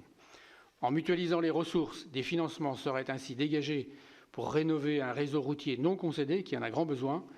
Bien sûr, la fin des concessions signifiant la fin des péages, des redevances devront être instaurées, comme des écotaxes poids lourds, qui viendraient alimenter les recettes de la FIT et par ricochet le ferroviaire et le fluvial, permettant donc d'appliquer le principe pollueur-payeur. Vous nous disiez tout à l'heure qu'il allait falloir être imaginatif et trouver des ressources affectées. Monsieur le Premier ministre candidat, que pensez-vous de cette idée? Merci. La parole est à Angèle Préville. Merci, Monsieur le Président. Monsieur le ministre, donc je vais vous questionner sur la nouvelle ressource affectée et sur peut-être la nécessité qu'il y aurait d'avoir une cohérence, voire de la logique, pour qu'elle soit bien comprise par tous nos concitoyens, à chercher là où il y a des émissions de gaz à effet de serre importantes et dans la dynamique de favoriser les transports qui sont plus vertueux. Le ferroviaire de tous les jours est encore à la peine, et notamment dans mon département. Les mobilités ne peuvent pas, pour l'instant, comme vous l'avez dit, se passer hors voiture. Il nous faut absolument développer de plus en plus et beaucoup plus qu'on ne l'a fait jusqu'à présent, rénover, avoir de nouvelles lignes, et cela pour permettre à tout le monde non seulement de se déplacer au quotidien, mais également de partir en vacances. Il y a donc un rôle social, et notamment le rôle social qu'on doit avoir de provoquer des changements massifs d'habitude de transport. Sinon, nous n'arriverons pas à juguler les gaz à effet de serre, les émissions de gaz à effet de serre. Et on sait que le transport est pour le tiers dans ces émissions que l'on doit absolument diminuer. Dans ce cadre-là, les projets, les contrats de plan État-région sont extrêmement importants. Donc, quel regard portez-vous sur ce que je viens de mettre en évidence, sur la cohérence qu'on doit avoir sur la nouvelle ressource affectée et également sur les dynamiques qu'on doit impulser sur les territoires afin que tout le monde change vraiment massivement ses habitudes de transport. Merci. Merci. La parole est à Jean-Michel Houllegatte. Merci, Monsieur le Président. Monsieur le Premier ministre, vous êtes un lecteur assidu de La Vie du Rail. Le dernier numéro de La Vie du Rail met en exergue un élément nouveau qui est tout simplement le retour de l'inflation. Or, le retour de l'inflation sur 2,7 milliards, avec 5,8% par an, eh bien, ça fait plus de 150 millions qui s'évaporent. Lors d'une réunion du comité des parties prenantes, donc Luc Lallemand, le PDG de SNCF Réseau, confirmait d'une part que le niveau des investissements prévus dans le contrat de performance à hauteur de 2,8 milliards n'était pas suffisant alors que les besoins sont estimés à 3,7 milliards. Mais pire encore, il dit que l'inflation va avoir des conséquences et que la SNCF va être conduite à des mesures d'arbitrage. Or, ces mesures d'arbitrage, elles vont consister tout simplement à réduire le périmètre d'intervention. Il déclare: si l'État n'intervient pas au plus tard en septembre, il faudra diviser le réseau en deux parties. D'un côté, le réseau structurant qui regroupe les lignes UIC 2 à 4 sur lequel la SNCF continuera à investir, et puis les autres, c'est-à-dire le réseau UIC 5 à 6 sur lesquels nous allons désinvestir. Donc, quelle est votre réaction par rapport à cette décision annoncée de SNCF Réseau? Et puis, d'une certaine autre façon, comment allez-vous gérer ce problème d'inflation qui diminue d'une certaine façon mécaniquement les recettes de la FIT? Merci. La parole est à Éric Gold. Merci, Monsieur le Président, Monsieur le Premier ministre. Ma question sera rapide parce qu'elle rejoint celle de collègues qui m'ont précédé, notamment Stéphane Demilly. Alors, le domaine ferroviaire est le premier poste des engagements et des interventions de l'agence, et depuis 2014, l'agence intervient également dans le renouvellement et la modernisation des trains d'équilibre des territoires, les fameux TET. Alors, vous allez arriver à la tête de la FIT avec des promesses qui ont été lancées, y compris par votre gouvernement, pour régénérer les lignes TET. Et je pense notamment, même si on n'est pas ici pour parler de lignes particulières, au Paris-Clermont, dont les passagers du 19 juillet ont mis 20 heures pour effectuer le trajet au lieu de 3h30. Donc, Monsieur le Premier ministre, en quoi serez-vous à la tête de l'agence l'homme de la situation, c'est-à-dire celui qui permettra ce qui n'a pas été fait depuis plus de 30 ans, à savoir la mise à niveau rapide de certaines infrastructures ferroviaires défaillantes et qui nécessitent des financements souvent supplémentaires à ce qui a été annoncé jusqu'alors? Je donne la parole à Ronan Dantec. Oui, merci Monsieur le Président. Monsieur le Premier ministre, d'abord en quelques mots, souligner ce qu'a dit tout à l'heure Martine Filleul. En 2050, la France aura des températures de plus 4 degrés par rapport à la période pré-industrielle. Ça n'est absolument pas intégré aujourd'hui dans nos investissements d'infrastructures, y compris simplement sur les enrobés et les bitumes. Donc je pense que là, vous avez une urgence de faire en sorte que les préconisations techniques, mais ça va vous coûter des sous, intègrent ce qui est totalement inéluctable au vu des engagements des États sur le climat. Deux questions aussi rapidement. Alors, la question des recettes est évidemment centrale. Vous avez dit, mais je ne sais pas si le propos sera après, si à Bercy, vous seriez pour des recettes fléchées, ce qui n'est quand même pas la logique de l'État en général. Dans ces recettes fléchées, alors d'abord un petit point concernant la taxe Chirac et l'aérien, puisque c'est un amendement que j'avais déposé, qui avait été refusé au Sénat, mais qui a été repris par le gouvernement, qui fait que cette année, vu la reprise du trafic aérien, vous pouvez quand même escompter entre 100 et 200 millions d'euros de recettes, et dire qu'en Angleterre, ou en Grande-Bretagne, où les taxes sont beaucoup plus importantes sur l'aérien, c'est quand même plus de 3 milliards, c'est un peu la somme dont on parlait tout à l'heure, qui sont pris sur le transport aérien et qui vont sur le budget général. Donc si vous cherchez une recette affectée, je vous soutiendrai si vous défendez, en tant qu'homme d'influence, puisque vous n'êtes plus l'État, d'aller dans ce sens-là. Mais donc la question, c'est effectivement, et ça rejoint les questions précédentes, où est-ce que votre lobbying, on peut utiliser ce terme, votre capacité d'influence va s'exercer sur ces fameuses recettes affectées dont on a besoin? On a parlé de l'écotaxe, on a le transport aérien, on a quand même besoin d'avoir peut-être une idée, même si vous ne voulez certainement pas dévoiler toutes vos batteries, sur vers où vous allez aller sur ces recettes affectées dont on a grandement besoin. Et l'autre question, je vous ai bien entendu, sur le transport en grande vitesse, très fléché quand même vers le sud de la France, quasiment de Bordeaux à Nice, ça balaye à peu près tout le Grand Sud. Mais l'Ouest, on pourrait parler de la Normandie, c'est le Breton qui parle des Normands, on parle du Massif central.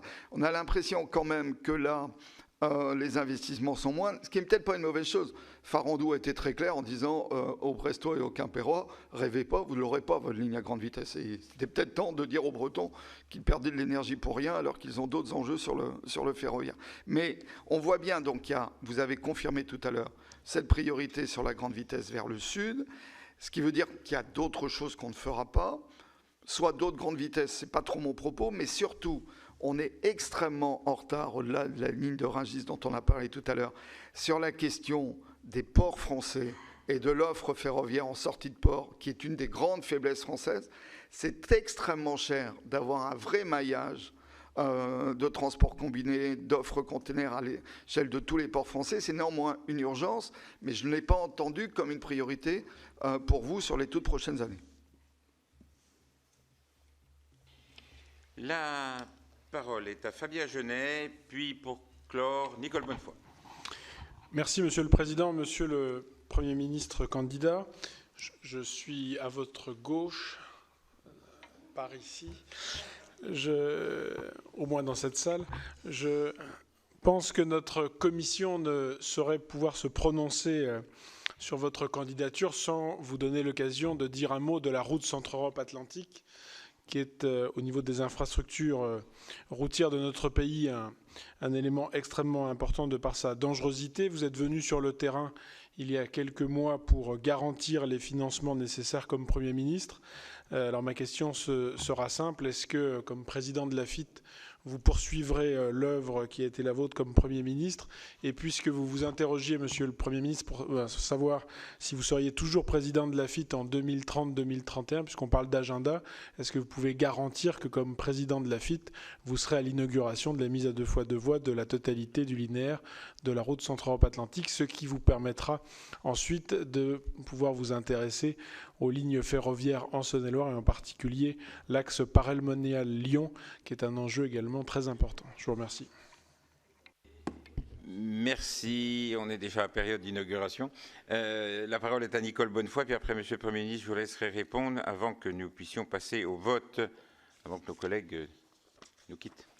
Oui, merci, Monsieur le Président. Monsieur le Premier ministre, moi, ma question concernera l'augmentation incessante du trafic routier de marchandises qui traverse donc notre pays et qui utilisent pour partie les autoroutes, mais qui peuvent tout à fait, parce qu'il y a des routes nationales ou un réseau secondaire parfaitement adapté, quitter ces autoroutes et utiliser ces routes secondaires, avec des conséquences, parce que ce sont, au fond, et je le vois dans mon département avec la route nationale 10, une autoroute gratuite qui maintenant est empruntée majoritairement par les camions, avec des conséquences évidemment dramatiques sur le plan de la sécurité ou de l'insécurité routière, sur le plan des pollutions de tous ordres et sur le plan également du coût de l'entretien des dites routes. Et donc ça doit évidemment vous parler, puisque régulièrement, évidemment, il faut effectuer des travaux sur ces routes. Donc le Sénat a déjà fait remarquer ce type de situation depuis un moment, a fait différentes propositions. Jusqu'à présent, elles n'ont pas été retenues. Je profite de l'occasion pour évoquer ce sujet avec vous et voir ce que vous en pensez. Et puisqu'on parlait des autoroutes et des contrats de concession des autoroutes, il serait peut-être intéressant de voir avec les sociétés de gestion d'autoroutes des tarifs particuliers pour le transport international, de manière à ce que les camions qui traversent la France restent sur l'autoroute quand ils peuvent y rester, au lieu d'emprunter le réseau secondaire. En tout cas, c'est un vrai sujet. Merci. Merci. Une précision de notre collègue Philippe Tabarot. 10 secondes pour mes collègues. Leur rappeler, parce que je les vois un peu envieux, que la ligne nouvelle Provence-Côte d'Azur n'est pas une ligne à grande vitesse. C'est une ligne pour améliorer le transport du quotidien sur le réseau le plus vétuste de France. Merci. Monsieur le Premier ministre, je vous laisse le soin de répondre à mes collègues. Merci. Très bien. Je confirme évidemment la dernière intervention, mais on tient à votre disposition la convention que nous avons signée avec les collectivités territoriales. Et je dis évidemment qu'on peut toujours m'inviter aux inaugurations après, hein, ça marche toujours. Vous voyez, par exemple, encore il y a quelques jours, je suis allé poser la première pierre d'un pont du côté du Lot-et-Garonne dont nous avions acté le financement lorsque j'étais Premier ministre. Pas de problème. Bon. Voilà. Bon, c'est très bon projet, hein, la RCA, je le dis, et je revendique devant vous. On n'en a pas parlé parce que je pourrais vous parler de la mise à 2 fois 2 voies à l'Oriol dans la Drôme, de la RN 124, de la déviation de Vedaine, je crois que c'est dans la Meuse, etc. Bon, oui, j'ai accéléré des projets routiers, je le revendique devant vous. Et je l'ai fait en prenant, alors des fois parce qu'il y avait des maîtrises d'ouvrage départementales, enfin ce n'était pas que des routes nationales, et je vous le signale, je signale au Sénat, il vérifiera tout ça le moment venu, en prenant sur des enveloppes FNADT, donc c'est-à-dire en allant chercher des moyens supplémentaires à ce que, en l'occurrence, la FIFT mobilise, et je ne regrette pas de l'avoir fait. Il y avait une condition préalable, ça rejoint un peu votre question sur les SDV, je l'ai déjà dit tout à l'heure. Moi, je ne peux accélérer, pas pu le faire pour la 116, que, et vous le savez bien, les projets déclarés d'utilité publique, enfin, en tout cas dans le temps court qui est le mien. On ne va pas rouvrir GPSO, mais GPSO avait un immense avantage par rapport à d'autres et aux normands que vous évoquez. Rassurez-vous ici, j'ai rien contre moi, c'est que ça a été déclaré d'utilité publique par le Conseil d'État. Voilà, et que la déclaration d'utilité publique était à la fois définitive et, vous le savez, enserrée, enfin, ou sa validité enserrée dans un délai. Bon, donc pareil pour les projets routiers, RCEA faisait effectivement partie de cela, hein, mais on peut aussi parler du contournement d'Auxerre, je ne sais pas si j'ai cité, qui était déclaré d'utilité publique, donc j'ai essayé de les accélérer. Bon. Sur le fond, il y a plusieurs questions qui se raccordent, hein, enfin on tourne autour, j'allais dire, depuis le début de cette audition. M. Cointreau me dit, oui, il y a un mur d'investissement, la formule n'est pas de moi, hein, je crois qu'elle est du COI ou du président, hein, si j'ai bien lu. Bon, mais elle a le mérite d'être imagée, d'être illustrative. Oui, enfin, on a beaucoup d'investissements à faire. On a des finances publiques qui ne sont pas guillerettes, qui sont en difficulté. Voilà. Bon, seulement, il faut qu'on soit cohérent. On ne peut pas, hémisphère, prenez celui que vous voulez, droite ou gauche, dire « Ah, il faut absolument investir là-dedans ». Ce matin, nous parlons de mobilité. Et dire « Ah, il faut absolument restaurer les finances publiques ». Il y a un moment où il va falloir mettre de l'ordre. Bon. Voilà, et exactement. Donc alors, moi je plaide pourquoi je suis devant vous, c'est parce que je pense, je l'ai déjà dit, certes sommairement, et je m'en excuse auprès de vous dans mon propos introductif, mais nous sommes, si on fait des bons choix d'investissement, sur des sujets absolument inévitables compte tenu du changement climatique et de la transition écologique, et qui ont un retour sur investissement. Nous ne parlons pas, on aurait pu, de dépenses, de fonctionnement, d'autres sujets. Bon. Donc, je plaiderai en tout cas, mais à la place qui est désormais la mienne, qui n'est plus décisionnelle. Mais je plaiderai effectivement pour que nous puissions franchir le mur d'investissement, qui, comme l'a fort bien dit monsieur le rapporteur, de toute façon aboutira à des compromis, à des cotes mal taillées, etc. Bon. S'il faut surtout espérer, c'est que nous ne passions pas la marche arrière. Une dynamique a été insufflée, on peut le reconnaître tous, elle est insuffisante, je le reconnais, y compris avec ma casquette d'ancien Premier ministre, bien volontiers. Ça. Donc il faut absolument... Donc ça renvoie, oui, monsieur le sénateur, c'est vrai que Bercy n'aime pas les recettes affectées, mais enfin ça vous n'avez pas, je pense, besoin d'attendre mon audition pour savoir ça. Et oui, je considère devant vous, en ma qualité cette fois-ci de candidat, que... alors après, il y a des grands débats, hein, les écotaxes, enfin là, vous voyez tous aussi les inconvénients, vous connaissez tout ça, vous l'avez vécu, parfois dans votre chair, dans nos territoires. Bon, mais je pense effectivement que les recettes affectées, j'invente rien, sont la meilleure garantie de sanctuariser, je ne sais pas lequel d'entre vous a employé ce terme, je m'y retrouve parfaitement, il faut la meilleure façon sanctuariser. Après, il y aura des choix à faire dans les priorités. Voilà, j'avais entendu, oui, bon, on veut moins de LGV. En règle générale, ceux qui en veulent moins, c'est ceux qui sont déjà desservis, n'est-ce pas? Bon, grand classique. Dire pas de route, que du ferroviaire. Je vous ai dit modestement ma vision, équilibrée, mais encore une fois, c'est vous, mesdames et messieurs les élus, désormais, par rapport à ce que je faisais moi, qui aurez la main, qui continuerait à l'avoir. On va avoir des choix à faire, le gouvernement et le Parlement.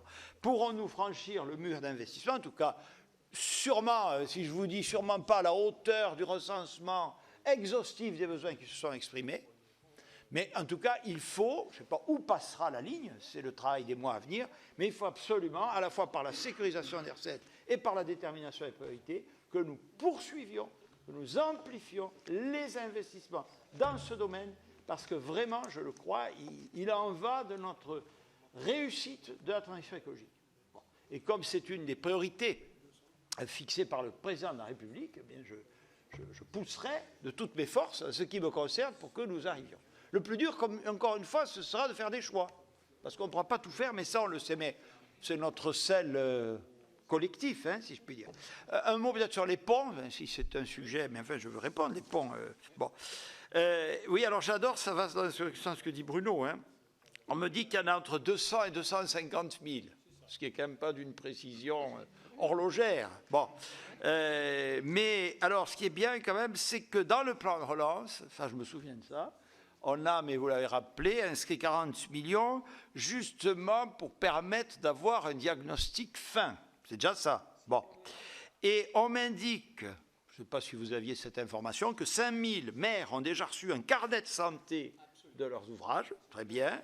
Voilà. Mais enfin, il y en a quand même 11 000 qui l'avaient demandé. Donc, si je sais bien compter, on n'est pas encore tout à fait à la moitié. Certainement pas au bout, vous avez raison. Bon. En tout cas, ça c'est pour les ponts dont les maîtres d'ouvrage, les propriétaires sont les collectivités territoriales. Si je comprends bien, comment dire, le dispositif, qui est d'ailleurs piloté, mais vous l'avez dit par le CEREBA, c'est sur le diagnostic. On verra ensuite sur les travaux que ce diagnostic ferait apparaître. Bon. Mais pour l'État, ça fait pour les ponts relevant de l'État, alors pour le coup, on a parlé des autoroutes. Là, bon, voilà, il faut quand même le dire, c'est que les concessions peuvent aussi avoir des avantages, mesdames et messieurs les sénateurs. Bon, sur le réseau non concédé, il en va effectivement différemment, et je dois quand même appeler l'attention du Sénat sur le fait que l'effort budgétaire qui a été consenti est quand même important, hein, puisque la trajectoire qui d'ailleurs avait été retenue, comme vous l'avez dit dans le cadre de la LOM, croît chaque année de près de 10%, pour atteindre, si mes informations sont exactes, 120 millions d'euros pour la période 2023-2027 à venir. Et la programmation suivante, c'est loin, hein, 2028-2032, on passerait dans les prévisions à 180 millions d'euros. Bon. Donc, j'allais dire, je ne sais pas si ça se fait, mais enfin, le sujet des ponts est quand même identifié. Et on voit bien qu'il va s'inscrire dans la durée et que donc il faudra bien dans les voilà, avec déjà des interventions, les travaux qui commencent. Voilà. Je vais vous donner une petite information. La Commission des Affaires européennes se réunit à 13h30. Il faut qu'on vote. Donc, Monsieur le Premier ministre... Bon, moi, je suis comme vous, hein, monsieur. Si vous me demandez de rester jusqu'à 17h, il n'y a pas de problème, hein, sur tous ces sujets. Hein. Je voudrais dire quand même à mon voisin que je suis un farouche partisan de l'allègement, évidemment, des procédures, que j'avais dit, j'ai vu que l'annonce a été reprise par le président de la République, que nous espérons effectivement de la loi olympique les impératifs du changement climatique, et notamment sur le champ énergétique. C'est vrai que c'était plus sur le plan des ressources énergétiques que sur celui des infrastructures de transport, mais devait nous conduire à faire, oui, pas une loi d'exception, le mot est mal connoté, mais enfin, montrer que, oui, enfin, j'avais lu quelque part comme vous que les procédures françaises aboutissent à ce que les projets durent 20 ou 30% en temps de plus que dans la moyenne européenne. Il y a des choses qui sont difficiles à corriger, mais celles-là, si on s'y met, et donc, voilà. Alors, le gouvernement avait l'intention de présenter un texte à ce sujet, Bon.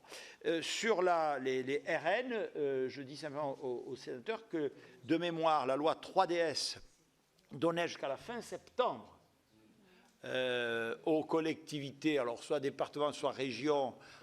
On avait, Bruno, trouvé un accord entre ARF et ADF dans mon bureau pour choisir de prendre la maîtrise d'ouvrage ou de récupérer. Donc, j'avoue ne pas savoir si ou la région ou le conseil départemental ont délibéré, mais enfin, je vais suivre ça. Est-ce que j'ai d'autres points? Oui, alors, juste, il y a quand même une question là, pardon, oui, sur SNCF Réseau, là, ce qu'a dit le patron de SNCF Réseau sur l'inflation. Bien sûr, il a raison. Enfin, tous les maîtres d'ouvrage publics savent bien, l'AFIT en est un, enfin, financeur en tout cas, qu'on va avoir, à tout ce qu'on a dit là, au mur du mois de février, va s'ajouter l'inflation. Bon, donc le mur va prendre 2 briques de plus. Bon. Et y compris, évidemment, pour les travaux de SNCF Réseau. Comme je l'ai eu l'occasion de dire au patron de SNCF Réseau, il n'y a pas que l'inflation qui est à l'origine d'un renchérissement de ses coûts. 3 petits points. Peut-être à Madame Bonnefoy sur l'histoire de la RN 10 et puis l'histoire effectivement sur les autoroutes. Est-ce qu'il pourrait y avoir une négociation avec les concessionnaires autoroutiers pour qu'ils empruntent l'autoroute plutôt que les routes nationales? Oui. Alors, je dois confesser que je n'ai pas lu, Mme Bonnefoy, le rapport là, du Sénat et les propositions que vous avez formulées à ce sujet, mais je vais le faire. Voilà, je vais le faire. Bien. Eh bien, merci. Merci, Monsieur le Premier ministre. Donc, après cette audition, on va passer au vote. On va vous donner des bulletins pour voter. Merci.